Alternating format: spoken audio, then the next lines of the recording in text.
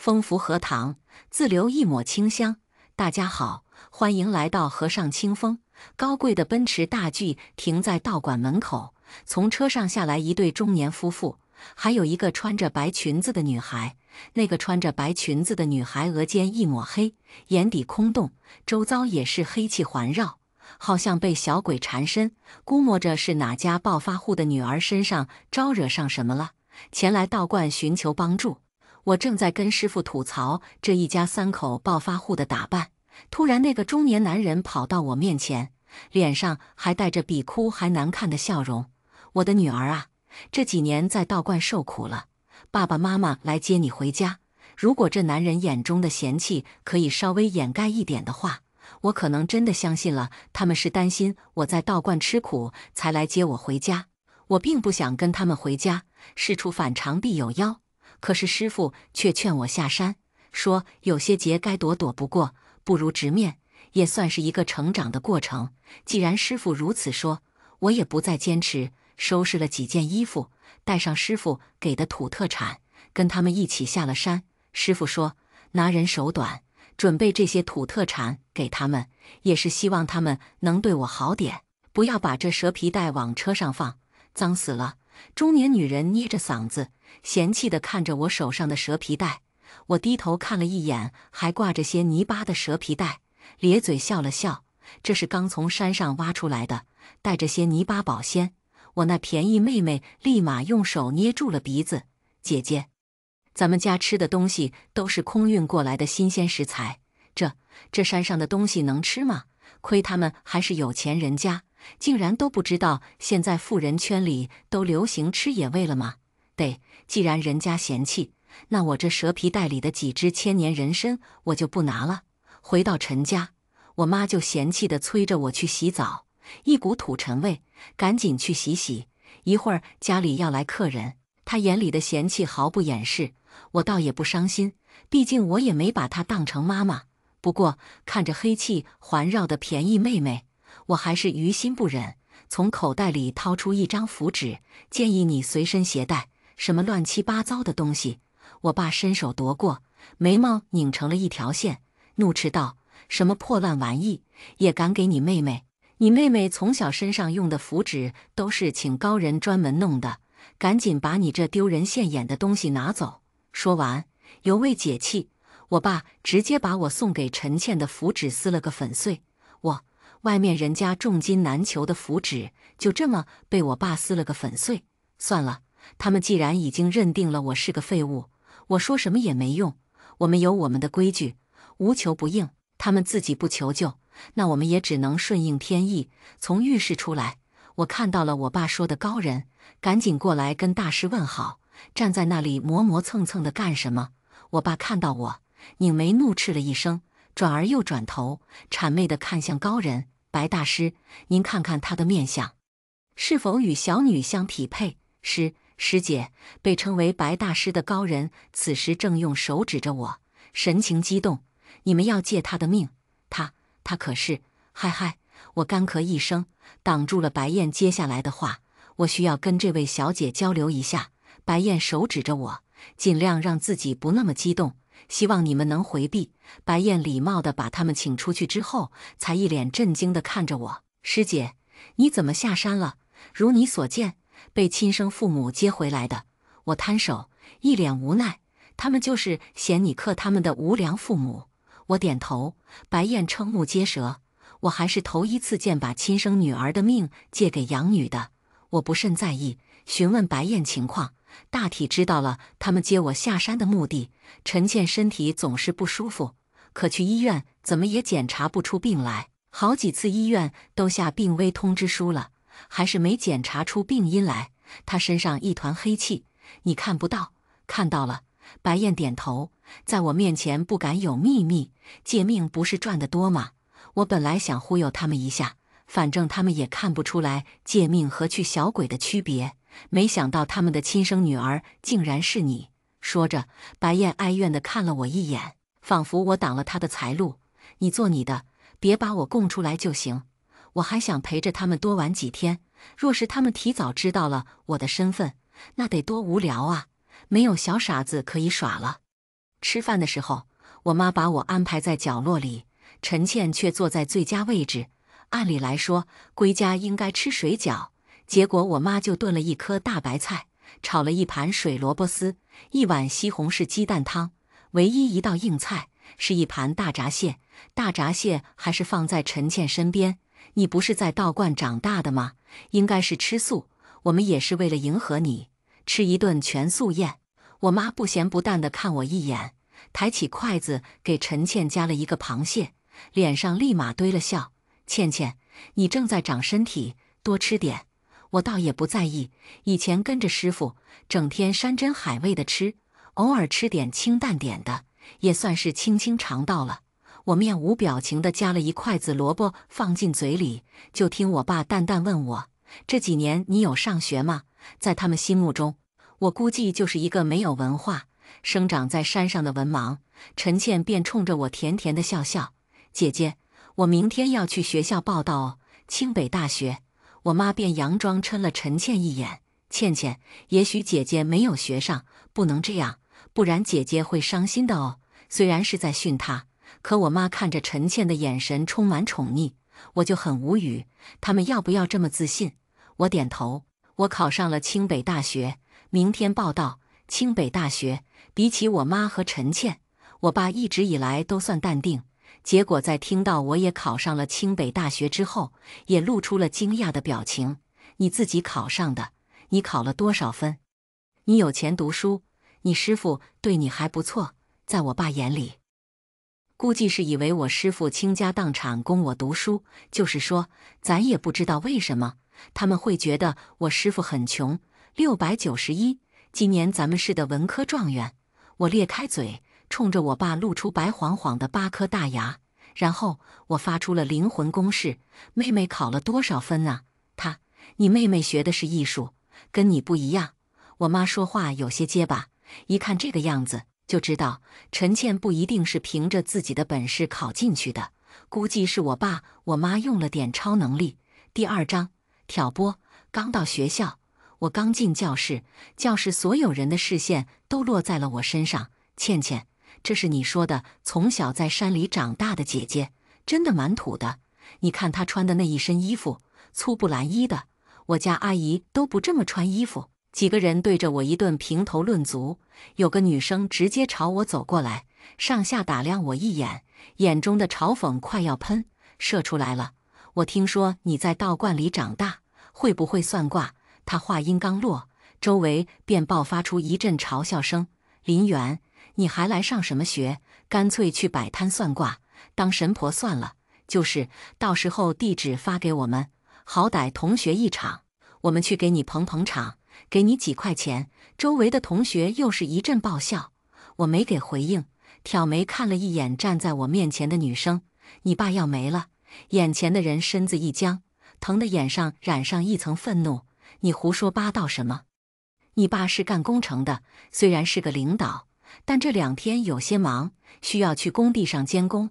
姜岩愣在了原地，所以呢，我没说话，挑了挑眉，看一眼他身后的陈倩。我如果继续说下去，可是要收挂金的。陈倩果然上钩。林媛，这里不是乡下，这些同学不是你能得罪的，别把你坑蒙拐骗的毛病带到这里来，小心爸爸知道了，把你送回乡下。我不理会陈倩，转头看着姜岩，要不要继续？见姜岩表情松动，陈倩在姜岩身后喊道：“姜岩，你别信他，他就是从乡下来的骗子。继续吧。”姜岩不让陈倩继续说：“你继续。昨天你父亲在工地上被高空中突然掉下来的东西砸伤，在医院抢救。”没错没错，医院已经下了好几次病危通知书了。姜岩连连点头。他爸在工地上的事，他从来没跟任何人说过。我掏出一张符纸，让你爸这2天带在身上，今晚你爸就会醒。醒来之后，把这符纸烧了，泡成水给你爸喝。好。姜岩珍重地接过符纸。多少钱？4000。你怎么不去抢钱？陈倩听到我开口，在姜岩身后呛声：“姜岩，你别被他骗了，只要能保住我爸的命，4000块钱不算什么。”见姜岩如此珍重的表情，班里其他同学也都来了兴趣。纷纷过来找我。林媛，你也给我算一卦呗，你又没什么事，没事别乱算卦。命这个东西越算越薄，倘若不是真的有什么事，我们一般不会接客算卦。见同学们都朝我围过来，陈倩挑拨计划失败，正气急败坏地跺脚。你们不要被他骗了，他就是个坑蒙拐骗的江湖骗子，他命里待克，跟他亲近的人都会被他克死。只可惜，不管他怎么气急败坏，都没人理他。最终陈倩也只能跺脚离开。一天下来，我也交到了不少新朋友。临近放学，竟然还有人邀请我去他家玩。林媛，听说你学习不错呀，来我家给我当家教吧，一天给你1000块钱，够你1个月的生活费了吧？说话的是顾瑶，陈倩的好朋友。说完，他还扑哧一声笑了，眼中的嘲讽分外明显。我冷眼看着他俩，并不着急回答。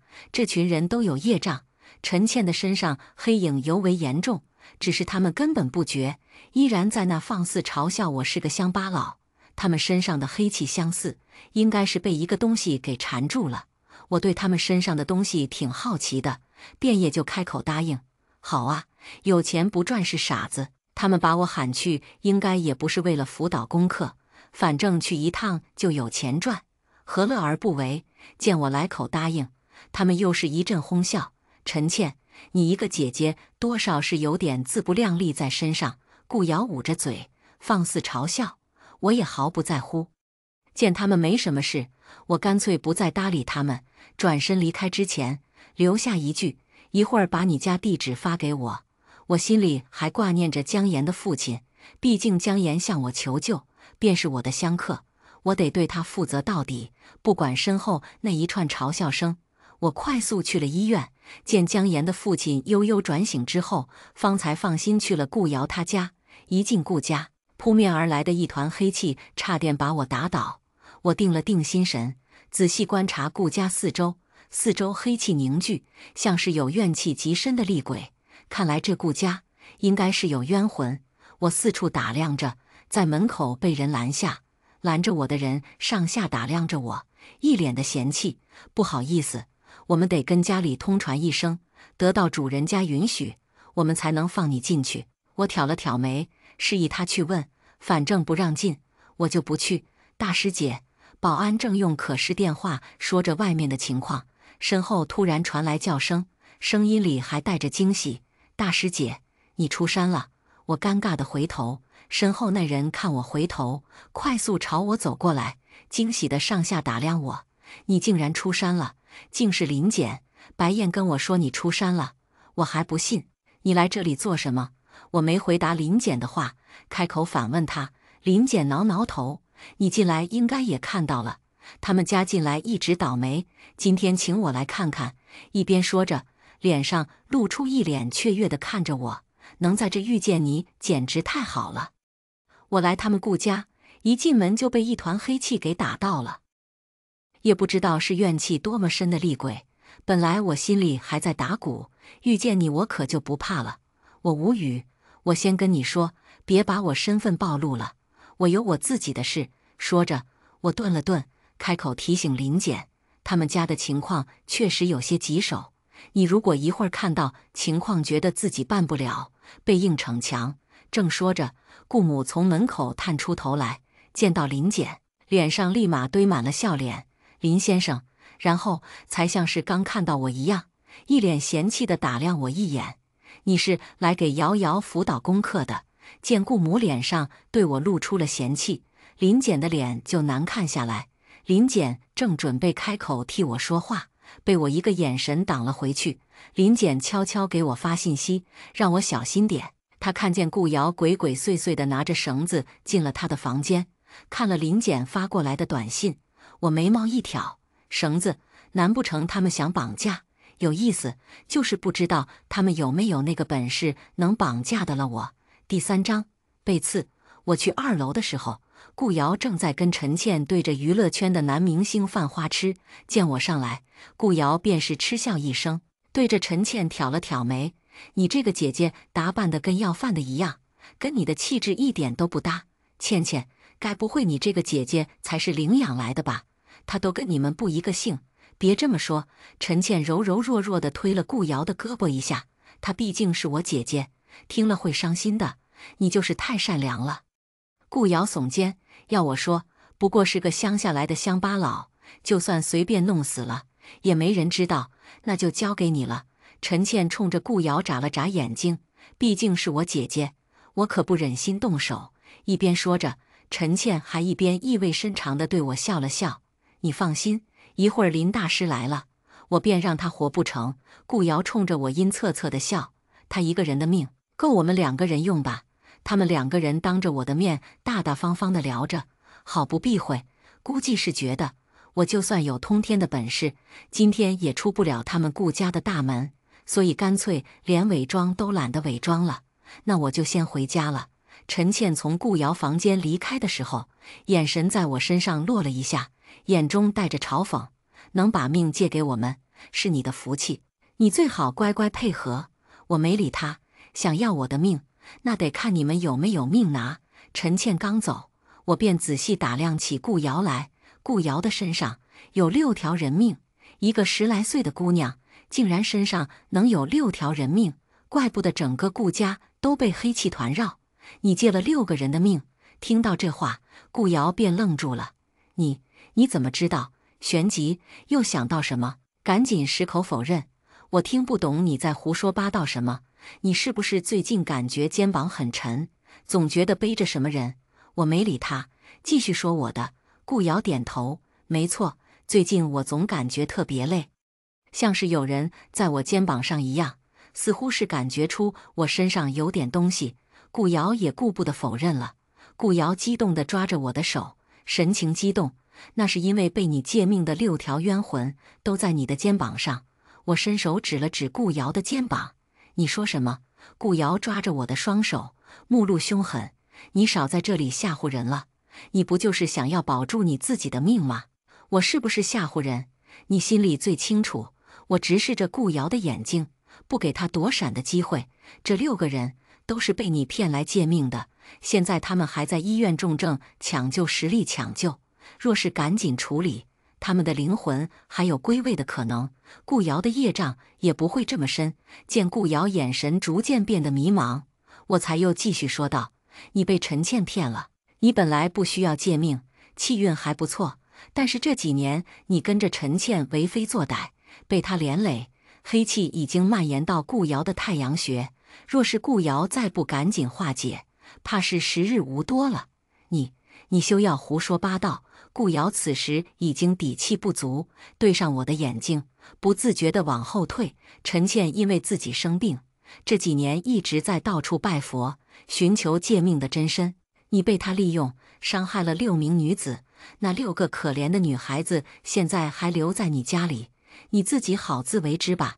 趁着顾瑶愣神的时候，我转身，轻而易举地把他上了锁的门打开。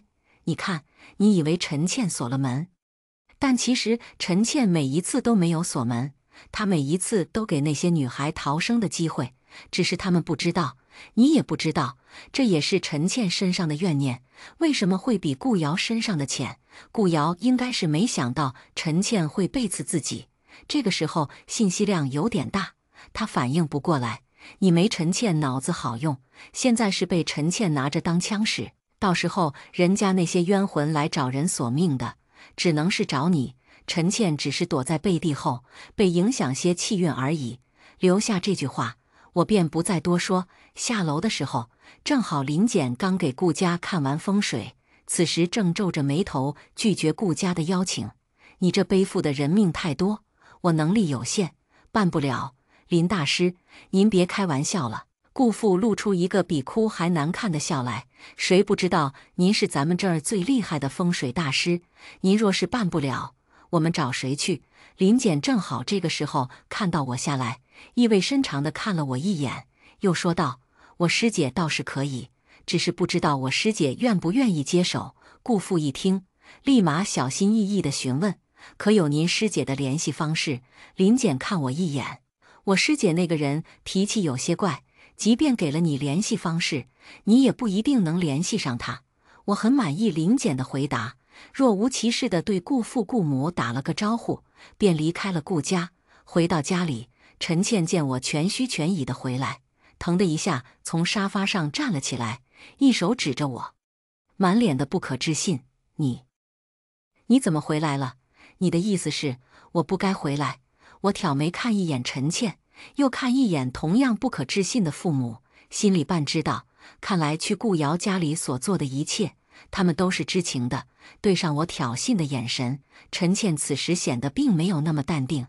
这里是姐姐的家，姐姐想回来便回来。我妈也是一样，强装淡定地看着我：“你别在这胡说八道了，回来这么晚，去哪里鬼混了？真会倒打一耙。”我倒是无所谓，反正我也从来没把他们当成自己的父母。其实想想我爸妈也挺可怜的，毕竟被那个无良的道士给骗了这么多年。我师父曾说过，我的命格贵不可言，谁养我，谁能沾上福气。可惜我爸妈没这个福气，当然我也不能让他们沾上我的福气。我得想个办法，尽快从陈家搬出去。眼看着陈倩的黑气已经向我爸和我妈迅速蔓延，万一跟陈倩待久的那些冤魂找到我头上怎么办？可千万别！我没搭理他们，径直回了我自己的房间。夜光下，我找出一张符纸贴到了我的门上。今天回家，我就感觉比我昨天回来的时候阴气更重了一些。看了一眼我昨天贴在门上的符纸，今天已经化成了灰烬。没想到这个房间的怨气竟然这么重，仅仅一个晚上的时间，符纸便已经化成灰烬。又掏出一张符纸来贴上，我必须得想办法赶紧离开这里了。第4章感激。第2天回学校，我才刚迈进教室，姜岩便一把抱住了我。天哪，林媛，你是什么神仙吗？我爸真的醒了，昨天还给下了好几次病危通知书，结果昨天晚上我爸喝了你的符水，便从 ICU 转出到普通病房了。听姜岩这么说，我方才松了一口气，平安就好。记得出院的时候，你们一家人去出事的地方烧点纸钱。好的好的，我都听你的。姜岩神情激动，我爸还想请你去家里做客。其他同学听到姜岩跟我说话，也都纷纷凑上来，围着我们2个叽叽喳喳地问话：“你爸爸喝了林媛的符水，真的没事了吗？林媛真的这么厉害？”姜岩点头，握着我的手，一脸感激。姜岩，以后你就是我们姜家的恩人，你有什么要求你尽管提，我们一定会尽全力满足你，什么都能满足。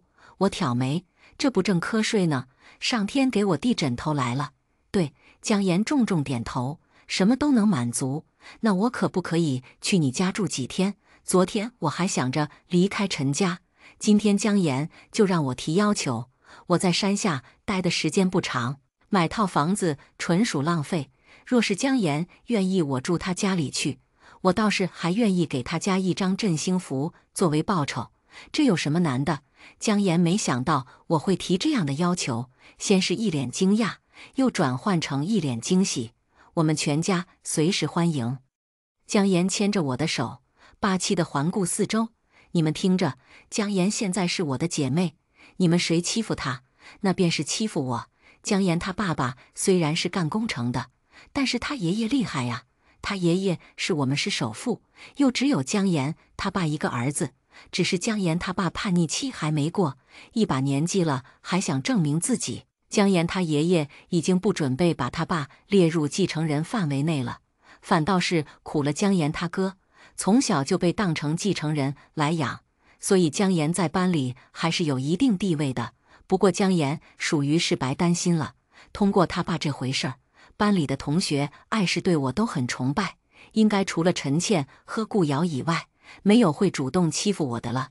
有姜岩给我打广告，我在学校火得很快。这一天下来，我一直在给一些有需要的人卜卦，倒也赚得不少。快放学的时候，顾瑶冲着我的方向探头探脑，欲言又止。我没准备理他，打算收拾书包回家，收拾行李去姜岩家。可以借一步说话吗？在我背着书包要走的时候，顾瑶终于鼓起勇气拦住了我。我点头，一边往前走，一边示意顾瑶跟上。我带着顾瑶来到操场，操场空旷，也没什么人注意到我们。顾瑶的眼眶通红，明显是哭过了的。她把她跟陈倩做过的事，还有陈倩是如何骗她的始末告诉了我。通过顾瑶，我才知道，原来这些年陈家能蒸蒸日上，全凭着陈倩借着别人的命运，陈家的生意才能做得如火如荼。可是报应却全到了顾瑶身上。顾家的声音每况日下不说，顾瑶的身体也越来越差。直到这2年，顾瑶一遇寒就生病，去医院还检查不出病因来。今年的7月15，顾瑶差点就一命呜呼。顾家人这才着急开始找大师四处看风水。陈倩能骗得过顾瑶，还是因为当年那个游走的道士。陈倩仗着那个道士坑蒙拐骗，只说自己有天眼，可以看穿别人的气运。他说顾瑶身上有小鬼跟着，气运很差，若是能借来别人的命运，便能改变他的气运。正好那段时间，顾家连着谈败了几场生意，顾父有些顶不住，也开始病急乱投医，这才给了陈倩有机可乘的机会。我知道我罪恶深重，可我真不想死。林元，你救救我！顾瑶抓着我的手，像是抓着一根救命稻草。我冷漠地看着顾瑶，你想要我怎么帮你？你救救他们，好不好？救救那6个女孩子，好不好？我松了一口气。刚刚我还担心顾瑶会求我把那6个女孩的冤魂消灭，还好顾瑶还有些良知。好，我答应了顾瑶的请求，不过我也有要求。我帮了你以后，你以后不能再做这些事，远离陈倩。好，我答应，我答应。顾瑶点头如捣蒜。我从今往后绝对不再做这种事，也绝对不再跟陈倩相处，就差举手起誓了。行。我放下心来，带着顾瑶在学校外面走。那你跟我走，顾瑶。我俩牵着手往校门外走，正好碰上陈倩。陈倩看着我跟顾瑶牵着手，表情不亚于见鬼。你们2个怎么在一起？瑶瑶，你不要跟他走在一起，会被变得不幸的。说着，陈倩便要伸手去拉顾瑶的手。瑶瑶，来！不想，手刚碰到顾瑶身上，顾瑶便用力甩开陈倩的手。陈倩，我劝你最好离我远点，以后我见你一次，打你一次。瑶瑶，陈倩还不知道发生了什么，神色暗淡的呢喃一声：“你怎么了？你别被林元这个乡巴佬给骗了。他跟你说了什么，对不对？他是在挑拨我们2个之间的关系。闭嘴吧你！”顾瑶翻个白眼：“离我们2个人远点。”说完，顾瑶便拉着我离开了。周围的人见状，都是对陈倩指指点点的。陈倩觉得没脸，也不愿意在这儿多待，捂着脸跑开了。我跟着顾瑶来到他家，他爸他妈这次再也没有了之前的傲气，小心翼翼地看着我。我们听林简大师说了，原来您就是他的师姐。顾母搓搓手，神色有些不自然。对不起呀，之前是我们有眼不识泰山，实在是抱歉。没事，我淡淡摆手。之前来的时候，我便看过你们的房子，问题出在你们女儿身上。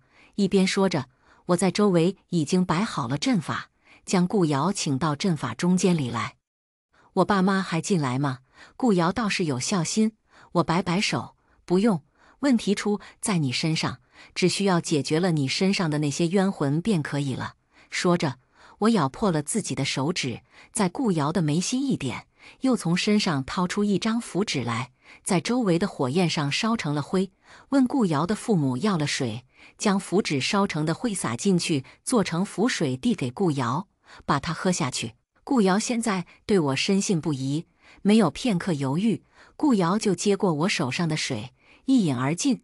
见顾瑶把水喝下，我才闭上眼，轻轻念起了咒语。第5章救赎。几乎是同时，几个冤魂便迅速离开，去了他们该去的地方。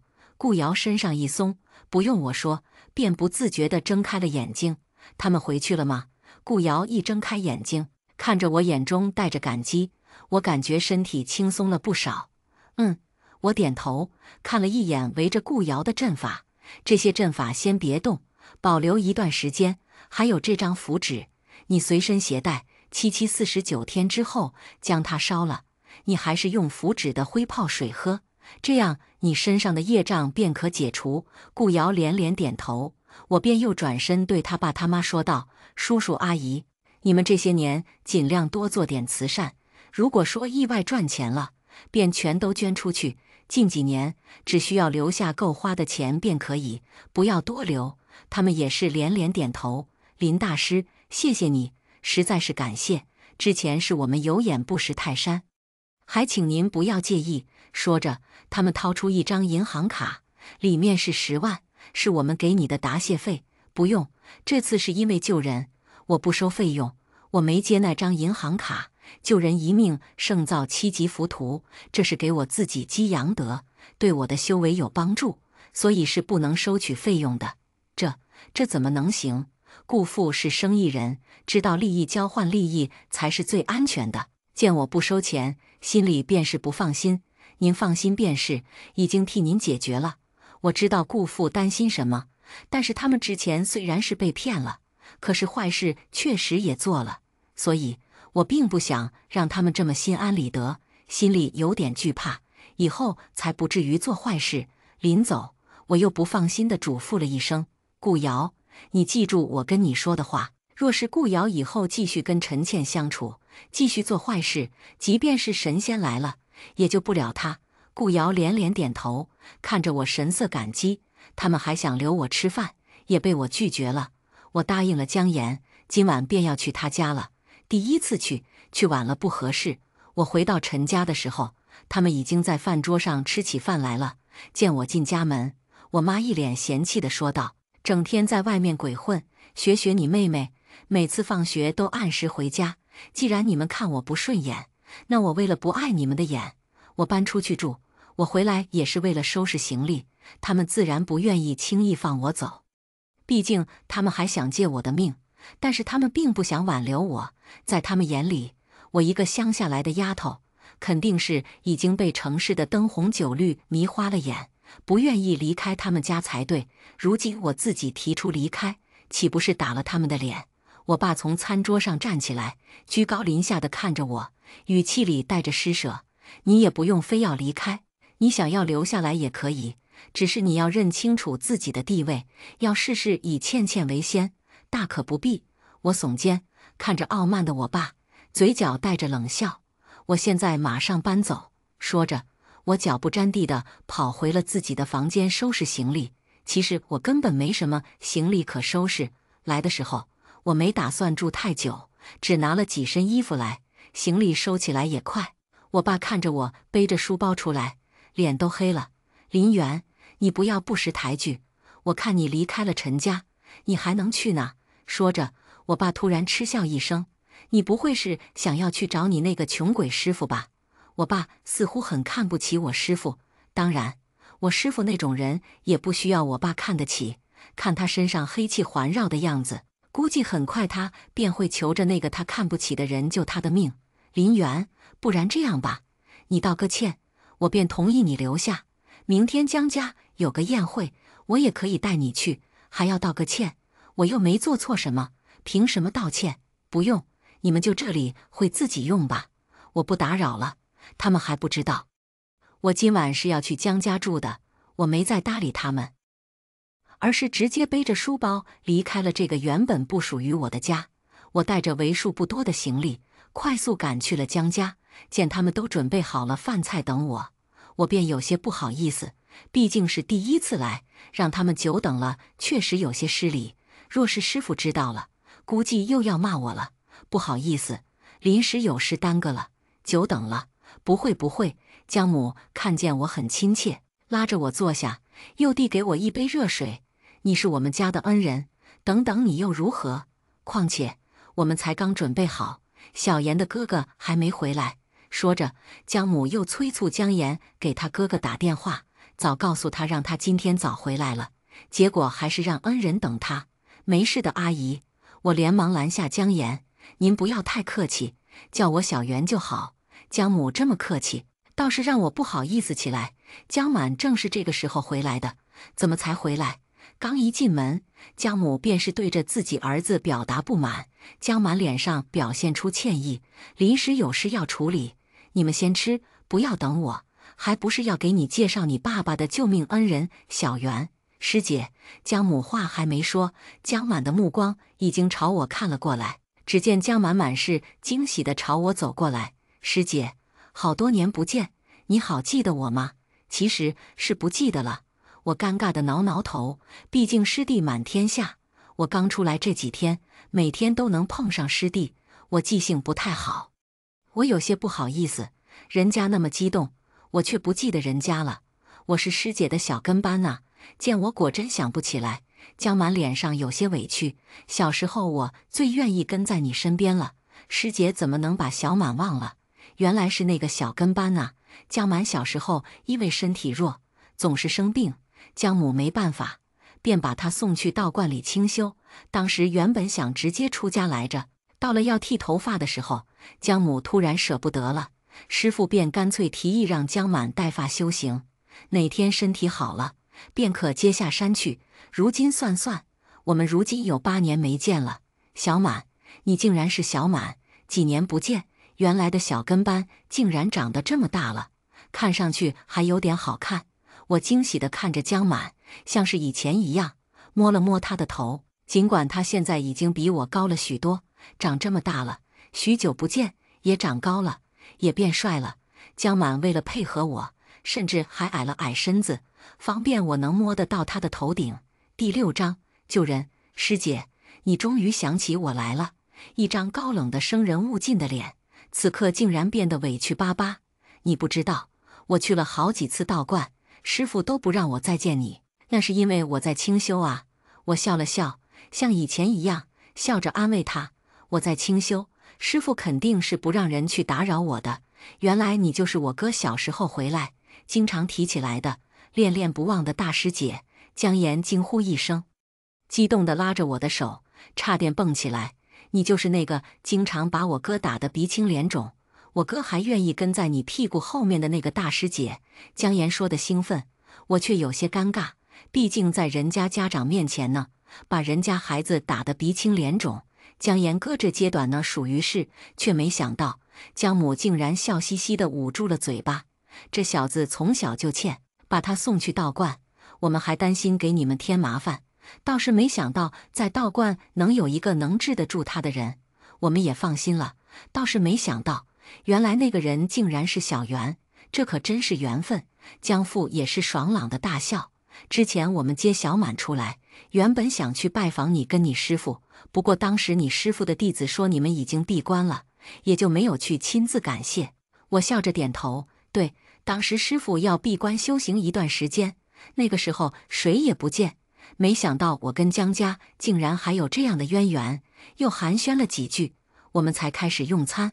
晚间江岩给我安排房间的时候，才悄悄跟我说，小袁，我们家明天要回老宅，有个宴会，我妈妈想让你跟着一起参加，又怕你不愿意，怕你为难，不敢跟你说。小袁，你愿意参加吗？说完，江岩又连连摆手，如果你不想去也没关系的，不要为难。没事，我笑得摇头，想起今天从陈家离开的时候，我妈说的江家有个宴会，估摸着就是明天这场宴会了。又想起回家的时候看到我妈给陈倩准备的几套衣服，估摸着我妈是打算在这场宴会上钓个金龟婿。如此好戏，我怎么能不去看看？感谢阿姨的邀请，明天我跟你们一块去。真的，江岩听说我要去，高兴得一蹦3尺高，又悄悄跟我说道，小袁，实不相瞒，其实我妈想让你去老宅，也是有事求你，可是你刚住进我们家，又帮了我们这么大的忙，我妈有些不好意思再找你帮忙了。我笑着摆手，我又不是没收你们的钱，况且我住进你们家，也是你们在帮我，有什么不好意思的？说着，我一顿，又问道，是不是你爷爷有什么事？江岩点头，具体我也说不清，反正你这么厉害，明天你一去，应该就能知道。我点头，原本我跟江满的情分，他们家的事我也要帮，况且江父江母好心收留我，我当然是要倾尽全力去帮。第二天晚上，我跟江岩放学回来，江母便满脸笑意地拿着2身晚礼服朝我们走来。小袁，我帮你选了2套晚礼服，你看看你喜欢哪一套？我原本想说，我穿我身上这一身衣服便很好，不过看着江母一脸期待的样子，我也不好拒绝了她的好意，随便看了看，选了一身黑色的晚礼服。等去了江家老宅，见到江满以后，我才知道江母为什么给我准备了这2套衣服。原来不管我选哪一套，都跟江满很配套。看来江母想走青梅竹马的剧情。不过我来江家老宅，倒是也没看出什么不一样的地方。四处虽然有些衰败的迹象，但是也没有伤及根本。于是我悄悄跟江岩说道：“我想四处看看，在这里我没有看出异样来。”江岩自然是连连点头：“需不需要我陪你？”“不用。”我轻轻摇头：“我自己转转。”江岩简单跟我说了一下老宅的构造，我便转身离开。转了一圈，也没发现哪里不对，我便直接回了宴厅。宾客们都已经到齐，我笑着对江岩招招手，正准备去江岩身边，我爸妈看见了我：“哟，小要饭的怎么进来了？”昨天我不顾他们的阻拦，执意要离开陈家。我爸我妈心里对我怨恨至极，对我说的话要多刻薄有多刻薄，我也不恼，对他们淡淡一笑，便准备离开。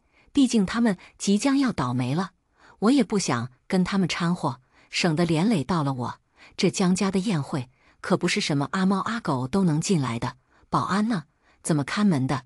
没有邀请函，竟然还能把人放进来？我妈也不想放过我，见我要走，便拉着我的手，四处喊保安。我无奈，只能配合他们演戏，站在那儿不走。我妈没把保安喊来，倒是把江岩招呼过来了。江岩见我妈拉着我一脸凶狠的样子，立马把护在身后，厉声说道：“陈伯母，林元是我们家请来的贵客，不是您口中的阿猫阿狗，他帮我救回了我爸爸的性命，是我们一家人的恩人。哎呦，小姑娘，你可别被这个小要饭的给骗了。”我妈亲切地拉着江岩的手，脸上全是讨好谄媚的笑。他就是想下来的骗子，你爸爸肯定本来就没什么事，正好被他钻了空子。就是，陈倩也跟着说道：“江岩，你别被他骗了，不过是在道观住了几年而已，他根本就不会卜卦算命，全都是坑蒙拐骗，你千万别被他给骗了。”我们这边的动静很快引来了一大片围观的人，他们还不知道发生了什么，都围在一起看热闹，不时地对我们指指点点。我妈见围观的人越来越多，当下便开始了表演，一边抹泪，一边跟众人说：“这是我的女儿，只是从小就与我们不亲，非要自己跑出去住在那什么道观，住了几年回来，便开始了坑蒙拐骗。我们真是为这个孩子操碎了心，这个女儿啊，一点都不如我们的小女儿，让我们省心。”一边说着，我妈甚至不忘把她的养女推出来，陈倩也是非常配合的点头。我爸妈为了我姐姐整日四处奔波，可是我姐姐就是不愿意回家。如此不孝之人，就算是住在道观，能有什么造化？众人听了陈倩的话，均都对我指指点点的。第7章，来自亲妈的污蔑。江岩听着他们倒打一耙的话，气得直跺脚，开口想要替我辩解，可是一张嘴根本说不过来。正当气得不行的时候，江满却是朝这边走了过来。他神色清冷，似乎谁都不曾在他眼中。可是当他朝我靠近，周身的冷意却是全然褪去。只见江满朝我恭敬的鞠躬：“大师姐，爷爷正在等你。”众人哗然，不知道我跟江家继承人到底是什么关系。江满竟然对我如此恭敬。江满对我说完，又转身对众人说道：“林元救了我父亲，这场宴会也是我们家邀请林元来参加的。他是我们江家的座上宾，谁对林元不敬，便是对我们江家不敬。”江满环顾四周，眉眼之间又恢复了以往的冷淡。众人纷纷不敢再说话，看向我的眼睛也都变得恭敬了不少。我爸、我妈还有陈倩，此时如同吃了屎一样难看。陈倩深吸一口气，又对江满说道：“江满，他一个连自己父母都不敬的人，能有什么仁德之心？你不要被他骗了。”陈倩的话音一落，我爸妈似乎也才找回了自己的声音，赶紧配合着陈倩说道：“倩倩说得对，我们从小对这个女儿操碎了心，可是这个女儿却连跟我们一起住都不愿意。你们从小对她操了什么心？”我爸话还没说完，江满便是冷笑一声，又说道：“陈伯父，如果我没记错的话，你们从我大师姐刚出生便送了人，你们对她操过什么心？”江满话音一落，周遭又是一片哗然，估计是大家也都没想到，这个世界上竟然还会有不爱自己子女的父母吧。我爸脸色一黑，却没想到一道声音又从他身后响起：“你们把大师姐接回家，难道不是为了借她的命？你胡说八道什么？”我爸脸色难看，不敢对江满发泄，转头去朝那个说话的人，结果却发现是白燕。白大师，白燕却是冷哼一声：“我这个人有个习惯，每次接单之前都会录音，所以如果陈先生不愿意承认，我不介意放一下当时我们谈生意时的录音。”我爸的脸色变得煞白起来，周围的人听到借命，脸色更是震惊起来。江父江母这个时候也跟着走了过来，大家都不明白为什么他们会对自己的亲生女儿敌意这么大。顾瑶这个时候竟然也站出来为我说话：“你们才是骗子！之前你们骗我害人，让我差点就活不成了。如果不是林园，我现在也不会这么健康的站在这里。”顾瑶看着陈倩的眼神带着愤恨：“陈倩，我是不是提醒过你，不要在我面前晃，不要出现在我面前，不然我见你一次打你一次。你这小姑娘怎么血口喷人？”我爸自然认出了顾瑶，这个时候他生怕顾瑶再爆出点什么料来。顾瑶冷哼一声：“我血口喷人？若不是你女儿教唆我害人，我怎么可能一直病恹恹的？若不是陈倩这次要害的人是林园，林园发现了其中的真相，估计我现在只剩下一把灰了。”顾瑶的话更是让周围的人震惊不已，纷纷指着我爸我妈，议论着什么胡说八道，全是在胡说八道。我妈见周围的人全都倒戈，精神有些承受不住，指着我们嘴里不干不净地骂了起来。江父见状，便是对江家的保安吩咐道：“把他们一家三口丢出去，从此以后不要再让他们进咱们家门。”我爸我妈还有陈倩被人架着往外走，我妈明显不想走，毕竟她还想让陈倩在这场宴会上钓金龟婿呢。林园，你快告诉他们，你是我们的亲生女儿，不要让他们赶我们走。我翻个白眼，不搭理他们。江母却是看着我，眼眶通红：“好孩子，怪不得你跟小妍说想住进我们家，原来是要逃命，可怜见的，受苦了你。”我笑着摆摆手，表示无所谓。阿姨，我听小妍说爷爷有些不好，可是我刚刚在老宅晃了一圈，没见到有什么不对的地方，方便让我见见爷爷吗？方便方便。江母连连点头，又跟我说道：“爷爷正等着见你呢，我这就带你过去。”我去见了江家老爷子，见他的第一面，我就发现了其中的不一样。原来是江家过世的奶奶随部的老爷子来看他了。爷爷跟奶奶的关系很好，是吗？我看着老爷子，脱口而出地问了心里想问的话。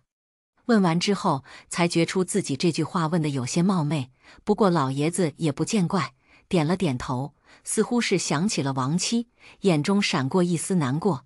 我跟孩子们的奶奶青梅竹马一起长大，感情很好。孩子的奶奶去世几年了，一直没来我梦中，这几天不知怎么了，我总是梦见她。也是这几天开始，我身体觉得没有力气，似乎背上背着一个人一样。可不是吗？江家奶奶正在江家老爷子的背上。爷爷，方便单独聊聊吗？我刚刚看到江家奶奶的样子，并不是想要害江家爷爷，只是舍不得离开，估计是有什么话想要跟江家老爷子说。当然可以。江家老爷子豪爽点头，抬手示意众人都出去，只留下了我跟他在房间。见此，江家老爷子才又问我：“小丫头，是不是你奶奶就在这个房间？”我点头，在他身上，也算是在这间房间里。我以为老爷子会害怕，却没想到，老爷子眼中却全是惊喜。真的，他真的在。老爷子神情激动，拉着我的手，眼神带了祈求。我可以跟他说句话吗？还有，小丫头，你能不能替我保密，不要让孩子们知道他们奶奶回来，不然他们一定会想办法赶他走的。可以让您跟奶奶说说话。但是看着老爷子开心激动的模样，我有些于心不忍。奶奶必须有，不然他没办法轮回。我只能婉转提醒，若是江家奶奶不走，江家老爷子的身体也会每况愈下的。先跟他说说话吧。老爷子叹气，最终妥协。我轻轻点头，拿出东西来摆在地上，布了阵法之后，请老爷子坐进来，嘱咐道：“爷爷，一会儿见到奶奶，要先问问奶奶有没有什么对您说的。”说着，我准备转身离开。你们只有半个小时的时间。爷爷，第8章，江奶奶的愿望。爷爷他怎么样？我刚出门，便被江岩和江满团团围住。没什么，一会儿结束了咱们再说。老爷子现在还不愿意我告诉他们是江家奶奶回来了，等他跟江家奶奶聊完，如果转变了态度，再告诉江家人也不迟。见我不愿意说，他们也没有强迫，带我下楼吃了点东西。看着时间差不多了，我又上楼敲了敲门。刚打开门，便看见江家老爷子泪流满面的样子。我一阵惊讶：“爷爷，怎么了吗？”“没事，没事。”江老爷子见我进来，连忙擦干眼泪，冲我招招手：“孩子，你过来。”我应声走过去，拉着江老爷子的手，无声安慰。江老爷子轻轻叹了口气：“老婆子是因为放心不下小满那个孩子，他走的时候，小满还没有从你们道观接回来。老婆子放心不下他，想回来看看那小子是不是健康的凑够道观出来了，是不是已经娶妻生子。”一边说着，江老爷子意味深长地看了我一眼，又说道：“老婆子一回来，见江满那小子还没找女朋友，气得不行，这才一直不肯离去。我答应了老婆子，尽早给他介绍女朋友，老婆子才放心愿意离开。小丫头，你可要帮帮小满啊！”江老爷子因为这件事泪流满面。而且您老人家刚刚不还是不想让江家奶奶走吗？糊弄鬼呢！不过看着江老爷子一脸期待的眼神，我也不忍心拒绝，只能装作被糊弄了的样子。我一定帮江满介绍女朋友。不是，江老爷子摆手：“你奶奶觉得你不错。”我不是，爷爷，咱还能再直接点吗？咱们还是说正事吧。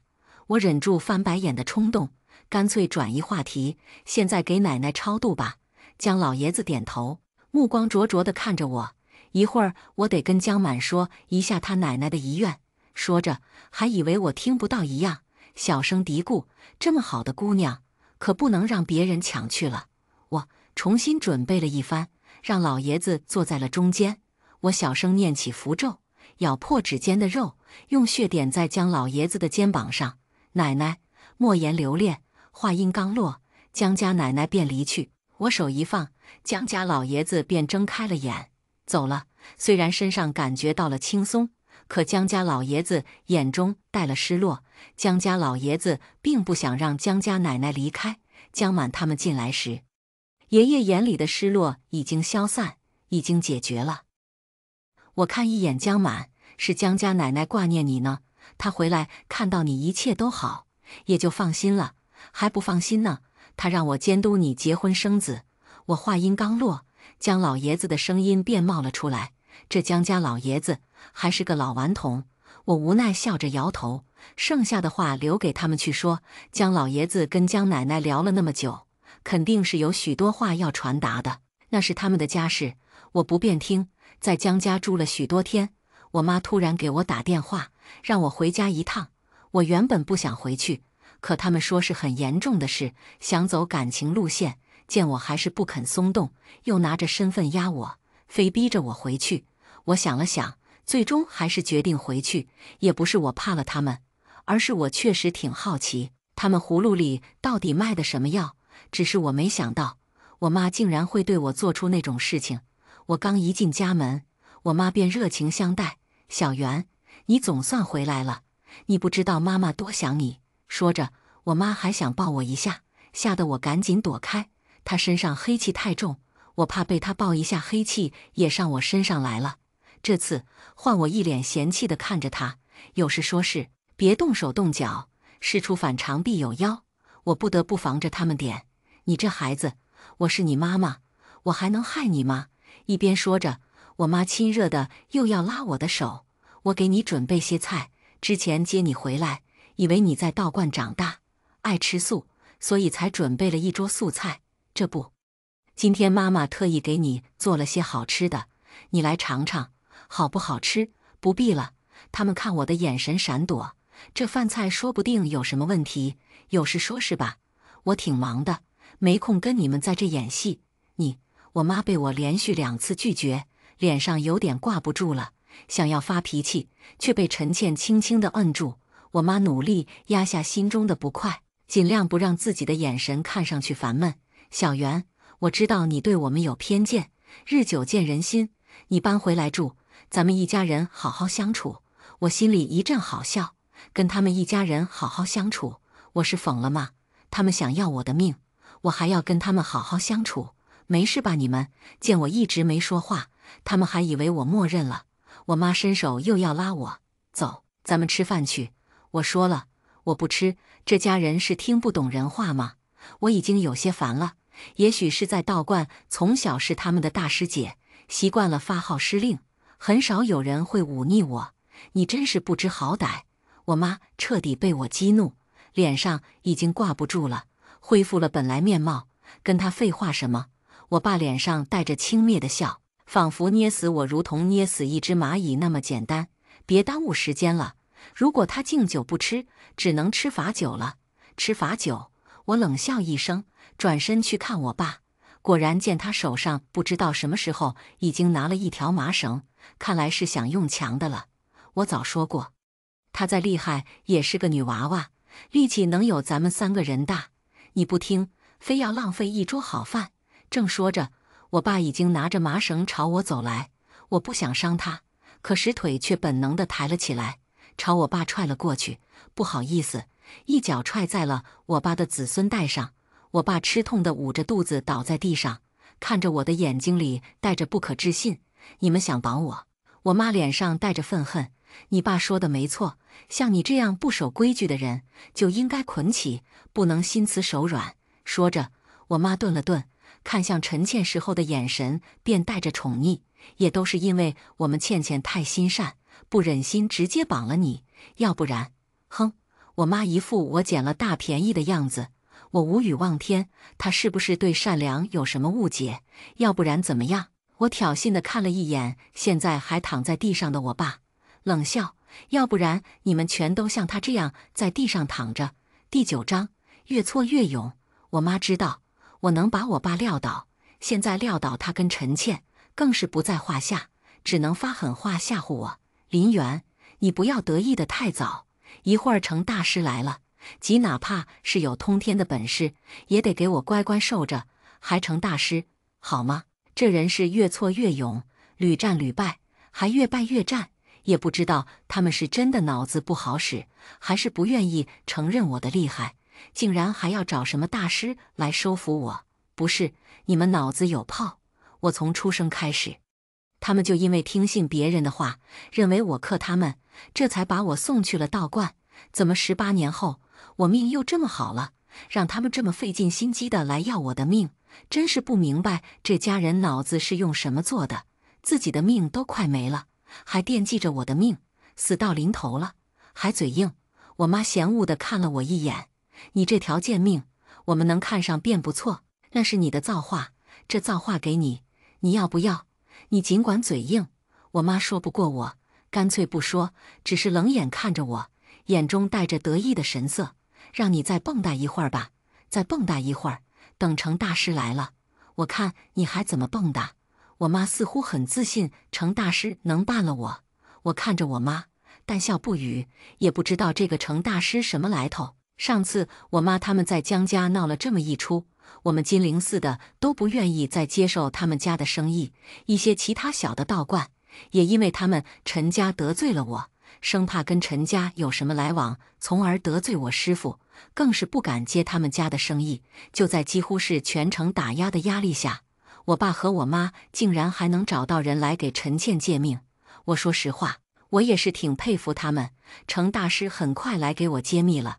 程云进门的一瞬间，与我四目相对，接着爆发出一阵嚎叫：“林远，你竟然出山了！”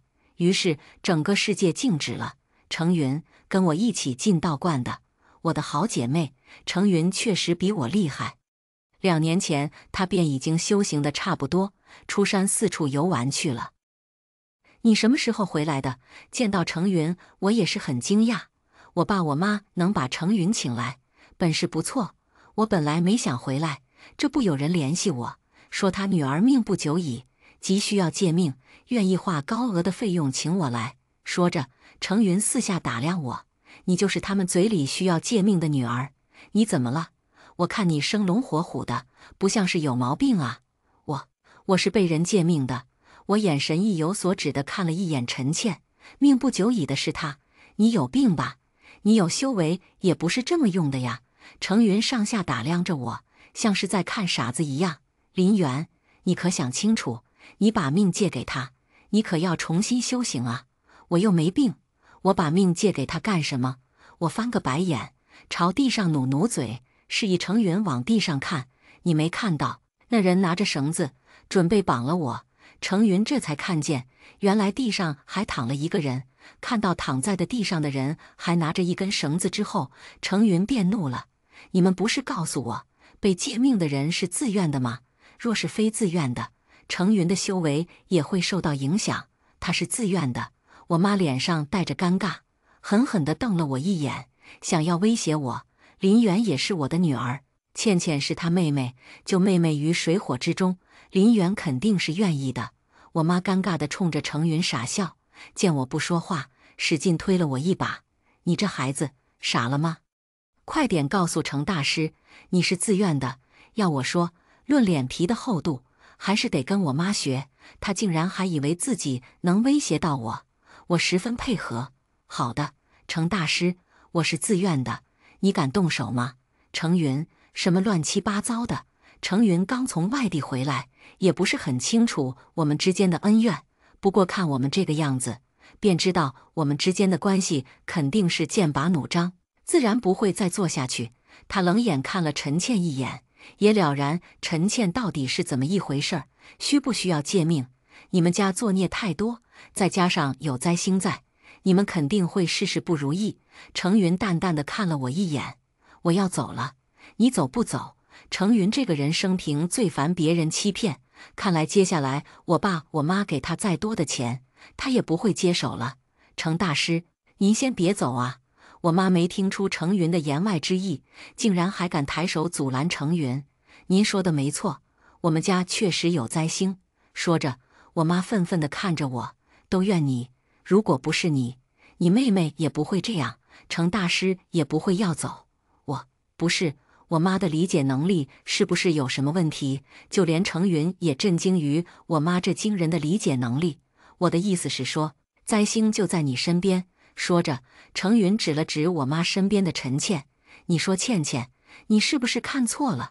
我家倩倩从小便是我们的小福星，只要我们按照她说的来，我们就能发财。”说着，我妈顿了顿，似乎是觉得力度不够，又补充道：“倩倩一直都是我们的福星，灾星只有林媛一个。她借了别人的气运，当下来看是不错，可是过后还是会反噬的。”程云无语：“陈倩的命格不行，不可能的，大师，你一定是看错了。你再看看，我们倩倩怎么可能是灾星？”我妈依旧执迷不悟。程云懒得跟她多说，也不跟她过多的废话，背起自己的书包往外走。“林媛，你快点，我在外面等你。”我点头。等程云离开以后，我才叹气跟我妈说：“看在母女一场，我提醒你一下，陈倩身上背着人命太多，你们也被光想着借命了。越给她借命，他命越薄，你们还是先想办法给陈倩超度吧。说着，我顿了顿，看一眼被黑气环绕的我妈，又劝道：这间房子卖了，你们把手上的钱捐了，说不定会对你们有帮助。你这个乌鸦嘴！我妈激动地推了我一把，差点把我推倒在地。我看着我妈，双手叉腰，怒目瞪着我，对我破口大骂：你就是个扫把星，一来就诅咒我们，我们自己辛苦赚来的钱，凭什么捐给别人？我爸也一样，指着我的鼻子对我破口大骂：你这个不孝子，对亲生父亲动手，还撺掇我们将辛苦钱捐出去，幸亏从小没养你，不然钱全让你给霍没了。第10章绑架。辛苦赚来的钱，但却是用了别人的气运，这样的来的不义之财是要倒大霉的。只是他们并不把我的提醒当回事儿，我也只当什么都不知道。反正对于他们，我提醒了几次，也算是还了他们的生恩。随便你们吧，反正报应到不了我身上，他们不愿意听，我也没办法。背起我的书包便准备离开。我爸见我要走，气急败坏地威胁我：林媛，你可想清楚了，江家并不是你的亲生父母，他们总有厌倦你的那天，到时候如果你想再回来，我们可不认你。话说得好听，好像以前你们认我一样。我没搭理他，继续背着我的书包离开了陈家。程云消息一直都很灵通，等我从陈家出来的时候，程云已经打听清楚了整个事情的来龙去脉。看着我从陈家走出来，眼中带了层心疼。林媛，你不伤心吗？这有什么可伤心的？我耸肩，并不在意。我从来没有把他们当成是我的亲生父母，所以对于他们做出来的事情，我也并不难过。你回来了正好，不然咱们一起租个房子吧，毕竟总是住在江家，也不是个事儿。程云点头，正巧他也有这个意思。我还不想回道观，正好我们去看看房子。回道观意味着失去自由，程云这个人最爱自由，能晚回去一天是一天。我跟程云在江家附近找了个酒店，你先在酒店等我一下，我去江家把东西拿回来。程云点头，我去附近转转。我去江家的时候，江母正在做饭，见我回来，江母才松了一口气。你终于回来了，再不回来，我要让小蛮小妍去陈家抢人了。我妈打电话喊我回去的时候，江母便一直不是很赞同我回去，她总觉得我妈喊我回去没安什么好心。当然，事实也是如此，我妈喊我回去确实没安什么好心。不过以我现在的功力，他们也不足为惧。我对江母笑笑：阿姨，没事的。说着，我顿了一下，对上江母的笑。要离开的话，我有些不好意思说出口。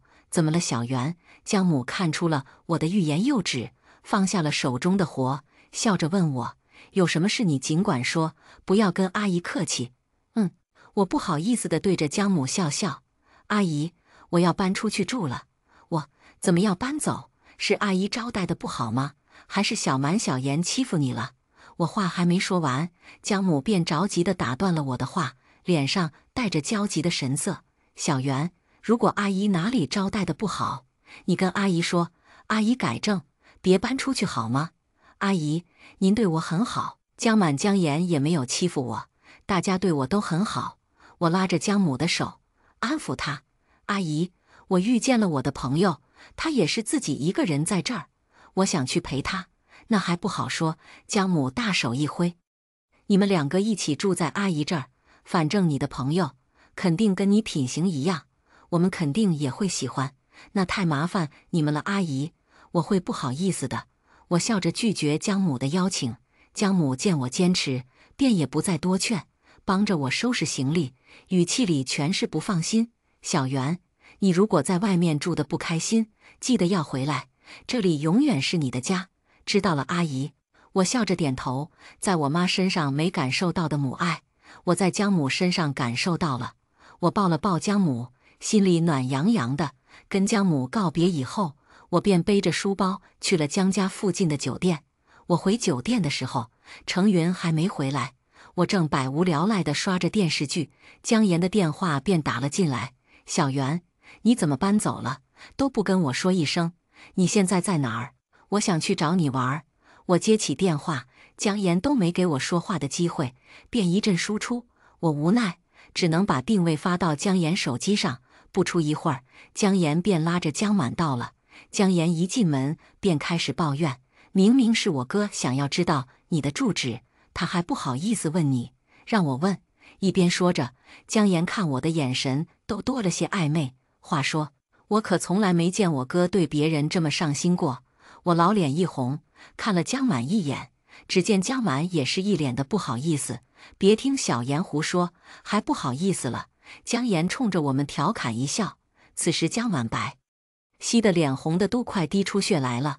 我看姜岩还不准备放过姜满，还准备再说什么，赶紧伸手一把捂住了姜岩的嘴。好的，知道了，不要再说了，我都懂了。于是姜满的脸更红了。你都懂什么了？我权宜之计，我为了让姜岩闭嘴才说的，我都懂了。这厮怎么还上纲上线上了？我无语，正准备将这来捣乱的兄妹二人请出去，我脖子上戴着的物件却突然发烫。我眼皮一跳，这是我们金陵寺的信物，若是脖子上的玉发烫，那说明同门弟子遇到了危险。而与此同时，我的手机上收到了程云的消息。程云发过来的是一串乱码，眼见程云的消息，我便知道出事的应该就是程云了。我遇上点事，我得先走了。说着，我便背上书包，准备往外走。程云的本事不小，若是他出了什么事，说不定真的是棘手的问题。似是看出我的着急，姜满拉住我的手：“出什么事了？我陪你去。”我皱眉看一眼姜满，他从小在道馆长大，也知道一些事情，况且他又是男子，带着他能好办事。行，事不宜迟。我赶紧拉着姜满往外走，姜岩也跟着我们走过来。我也去。不行，我连想都没想，直接拒绝了姜岩要一起去的请求。太危险了，你不能去。姜岩毕竟没有跟我们在道观修行过，如果遇到很棘手的危险，我怕我们保护不了他。没事的，我不怕的。姜岩生怕我们不带他，挽着我的胳膊不松手。带我去吧，我也想看看。说着，姜岩还用手指天，跟我们发誓，我绝对不给你们添乱，你们让我做什么我做什么，带我去看看吧。小严，别任性。姜满皱眉，轻声斥责一声。算了。我拉了拉姜满的衣袖，小严想去就让他跟着去吧，咱们保护好他就行。姜满有些犹豫，虽说有些不放心，可是想到有我在，心里多少是有点底了。犹豫片刻，便也就松了口。你去也可以，不过一定要听话，不让你去的地方不能自己去，让你干什么你干什么，知道吗？知道了，知道了。姜岩连连点头，一再保证一定会听话。第11章救人。我简单的收拾了一下行李，看了一眼姜岩和姜满，终究是不放心他们两个人，从口袋掏出一张符来递给他们两个人，带在身上，必要的时候把他们拿出来，贴在人的额头上，可以保你们平安。一边说着，我们一边匆匆忙忙出门。我略微算了算，便算出了程云的大体位置。姜满负责开车，姜岩负责膜拜。不是吧，林元，你简直是大神啊！连人在什么地方都能算出来吗？也不是，主要是我们都是同门弟子，身上都有感应。姜岩点头，又问：那这么多年，我哥没找到你，是不是说明他道行不行？你可真会举一反三，我就差给姜岩叔大拇指了。你们别紧张，现在应该是没什么事了。没接姜岩的话，我直接转移了话题。胸口的玉不再持续发烫，那说明此时程云应该是脱离了危险。以程云的能力，再加上我，想来也没什么事情是我们解决不了的了。只不过我们这一路走的方向，我看着有点眼熟啊，这是朝我妈家走的方向。程云不会在陈家出事了吧？姜满点头，皱眉看了一眼导航，这确实是往陈家走的方向。陈家，我心中默默地算了一卦。我们赶去陈家的时候，程云正被绑在椅子上，陈倩他们却是进不了程云的身。只见我爸一只手捂着另一只手腕倒在地上，面目狰狞。我妈跟陈倩虽然站着，可脸色却是煞白，像是极其不舒服的样子。我皱眉看着程云，见他脸色没什么异样，这才放下心来，暗暗松了一口气，方才开口询问：怎么回事？你们对程云做了什么？我开口说话，我爸他们好像才看见我们来一般，尤其我爸看着我的眼神里带着嗜血的仇恨。都怪你个灾星，若不是你，你妹妹也不会这么病怏怏的。你一回来，我的生意就直线下降，甚至厂里还出了事，都怪你。他们说用亲生子女的血做祭坛，会挡一部分的灾。我们找程大师过来，也是为了请程大师帮忙的。请？我好笑地看着被五花大绑的程云，你们是不是对情有什么误解？是程大师不愿意帮忙，我们才用了一点小手段。我爸看了一眼程云，神色痛苦。我们也因为绑了程大师，付出了相应的代价。我的手腕现在像是废了一样，甚至连根绳子都拿不起来。倩倩和你妈妈的身体状况不知道哪里出了毛病，连喘气都觉得累。说着，我爸怨毒地看了我一眼，仿佛这一切都是我造成的一样。正好，现在你自己不请自来，程大师，咱们开始吧。一边说着，我爸眼中透露出得意。原本只想借你一个人的命，没想到你把江家那丫头也带来了。我爸贪婪地看着江岩，眸子中迸发着精明的光。江家那丫头的气运好啊，正好一起借来用用，别做梦了你。江岩看着我爸贪婪的眼神，恶狠狠地怒斥了一声，结果我爸却狂妄地大笑起来。果然是小丫头片子，就是单纯，不管再厉害，那都是小丫头片子。我爸话说的狂妄，好像对我跟程云并不放在眼里。不对劲，我爸不对劲，程云肯定是不可能帮他，除非被很重要的事威胁。他们虽然能趁程云不注意将程云绑了来，可是他们连程云的身都进不了，肯定不可能对程云造成威胁。所以我爸脸上得意的表情到底是为什么呢？他怎么会如此自信程云一定会帮他？我突然想起来，从我们进来，程云似乎一句话都没有说。我不动声色地看了一眼程云，刚刚只是看他的神色，以为他没受伤，我也就放下心来。可是现在再观察，我才发现程云的眼神有些空洞，程云被控制了。这个空洞并不是很容易被发现，若不仔细看，根本看不出来。应该是程云的灵魂只出来了一缕。看来程云还是着了我爸的道，应该是因为我爸能力有限，所以没有完全控制住程云，这才让程云所伤。只是我爸又哪来的本事可以控制程云？眼见着程云的眼神越来越迷茫，我心里不好的预感也越来越强烈。我必须得找出我爸控制住程云的工具，不然不止我跟程云有危险，江岩也会跟着有危险。给江满使了个眼色，示意江满保护好江岩。江满接收到我的信号之后，我才放心开始跟我爸拉扯。你以为你把程云捆住了，程云就能听你的？我挑挑眉，假装看不出程云被控制的样子来，不动声色地往程云身边凑。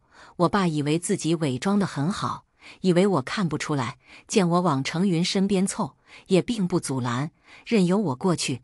我妈身体虽然不适，不过脸上也是带着一副志在必得的样子。我留心观察他们每个人的面部表情，趁他们不注意，快速咬破自己的手指头，往程云眉心一点，速速归位。话音一落，便看到程云的眼神清明了些许，只是还不够。程云眼底竟然还是带着些迷离，竟然如此厉害，连我的血液无法拯救程云的灵魂。我猛地转头看向我爸，果然看到我爸正得意地看着我笑。我早就说过，小丫头终究是小丫头，跟我斗还差点事。我爸语气轻蔑，并不将我们放在眼里。虽然我一时心急，暴露了我看出程云的异样来，不过我爸他们似乎并没有把我放在眼里。他看着我们的眼神带着势在必得的坚定。好在他轻敌，倒是给我带来了些许方便，就连我给程云背后贴符，他们都不阻拦。看来程家人背后的那个高人确实有2把刷子。你展示完了，是不是接下来到我们了？我爸冷眼看着我给程云背后贴了符，眼中嘲笑快要溢出眼眶。一边说着，我爸猛然从怀中掏出一张符，还不等我反应过来，便以迅雷不及掩耳盗铃之势贴到了我额头上。然后我看着我爸双手合十，对着我念了几句奇奇怪怪的咒语。我想要挣扎，可是身体却像是被禁锢住了一般，动弹不得。第12章被亲爸算计。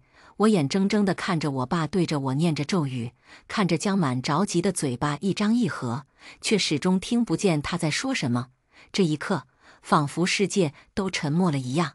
我一动不动地站在那儿，看着陈倩走到我面前，割破我的手腕放血，看着江满、江岩也被贴上符纸不能动弹。就在陈倩快要放出我的血水快一碗的时候，我突然高喊一声：“破！”程云身上的绳子裂开，江满、江岩额头上的符纸瞬间化成灰烬。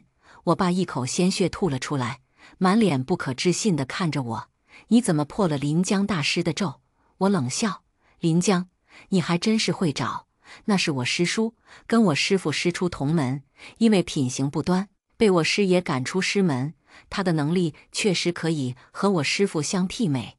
可是我也没说我的能力就比我师父的能力差，不是？我是我师父最得意的关门弟子，得我师父真传，他会的我都会，他不会的也都请了师父来教我。我怎么可能连临江的一张符纸都打不过？”江满一边替我包扎着手腕，一边怒目瞪着我爸：“陈父，你涉嫌故意伤害罪，刚刚我们已经拍下视频，保留好证据了。”江满和江岩2个人其实并没有被我爸禁锢住，他们2个人有我给的符纸，怎么可能那么轻松地被禁锢？只不过是为了配合我，做戏给他们看罢了。刚刚趁他们不注意的时候，江岩已经偷偷将这一切录了下来，江满则是在来的路上就已经报了警。这会儿警察正好到陈家，将陈倩父女3人团团围住。江岩将程云扶起来，江满在跟警察交接。除了恶意行凶以外，陈家的生意也并不是那么干净。陈家生产的面膜让人用了之后出现烂脸情况严重，制作的营养品有人出了直接住进了医院。警察收集了一系列证据，将我爸和我妈扣留。原本他们还想关押陈倩，可没想到陈倩早有防备，她并不承认参与进了我爸妈产品的研发过程，甚至还大义灭亲，积极举报我爸我妈在生产过程中的一些违规操作。陈倩的一番操作下来，将我爸妈送进了局子，结果自己却全都摘了出来。我妈不敢相信自己疼宠了18年的女儿竟然背刺自己，气得她恨不得上去抓花陈倩的脸。她也不是什么好人，借命全都是给她借的。警察同志，你们可以看一下，全都是陈倩的生辰八字，这都是陈倩的主意。陈倩冷笑：“什么生辰八字？那不是你们强迫我的吗？为了你们的生意，你们不顾我身体，一直在给我借命。”陈倩勾唇冷笑，轻而易举地便将话语权夺回自己手中。我妈恨不得撕烂了她的嘴，奈何警察拦着，她连碰都碰不到陈倩。我嘴角噙着笑，看着他们狗咬狗，心思只觉得一股畅快。陈倩冷笑地看着我爸我妈，将他们玩弄于股掌之间，转头看向警察的时候，却又变成了另一副嘴脸。只见陈倩楚楚可怜地看着警察，眼中全是泪水。警察同志，相信您也都清楚，林媛才是他们的亲生女儿。这个世界上哪有牺牲自己亲生女儿的性命去给养女续命的？他们都是在撒谎。我有证据。就在陈倩话音落下，我便将手上的 U 盘递给了警察。陈倩知情的全部证据，以及这些年陈倩做过的坏事，全都在这。说着，我顿了顿，又看向我爸我妈，眼中全是嘲讽的笑。当年那个和尚，其实是我舅舅找人买通了。所以才会说我是天生克星，目的就是为了你们能领养他的女儿。陈倩是我舅舅的女儿，当时我家里虽然不像是现在这般富有，可也确实是小康家庭，比我舅舅家好太多了。我舅舅便起了歪心思，找了个游走的和尚，那些和尚是给钱就办事的，见我第一面便说我是克星，又说陈倩旺夫旺家。陈倩所说的每一句话，让我爸我妈做的每一件事，其实都是我舅舅在暗中教唆。陈倩一直以来都没把我父母当成父母，一直以来她都拿着我爸我妈的钱来养我舅舅，供他吃喝玩乐，大把挥霍。我把这些钱都说给我妈听，嘲讽地看着他们，在知道自己错宠了18年的女儿，竟然是别人的，眼神中的不甘和撕心裂肺快要溢出来。我欣赏着他们后悔的表情，心里只觉得快意十足。当初他们把我抛弃，如今也得到了应有的报应。其实，如果他们积德行善，我也不会怎么样他们，反而还会替他们祈福。他们如今所有的一切，都是他们自己自作孽，将手上关于陈倩的证据交给警察，又看一眼刚刚还在得意，如今也变成阶下囚的陈倩，心情大好。我爸此时也反应过来当下的情况，哭得一把鼻涕一把泪的求我：小袁，我们是你的亲生父母啊，你就这样眼睁睁地看着我们被抓吗？小袁，你想想办法，救救那些人，这样爸爸还能少判几年。我会想办法救那些无辜的人。我居高临下地看着我爸，眼中皆是冷漠，只是并不是为你，而是为了我自己积德行善。你罪孽深重，我在提醒过你们该如何化解，可你们非但执迷不悟，做的事情也越来越过分。我救不了你们，也不想救你们。说完，我并不想听他们并不真诚的忏悔，带着程云等人离开陈家。18年前他们将我抛弃，如今我也不要他们了，从此他们的事情与我再无关系。我抬头看看繁星点点的夜空，深深吐出一口混气。我该回道观了，师父所说的竭力完了，我在这儿也没有所牵挂的事情了。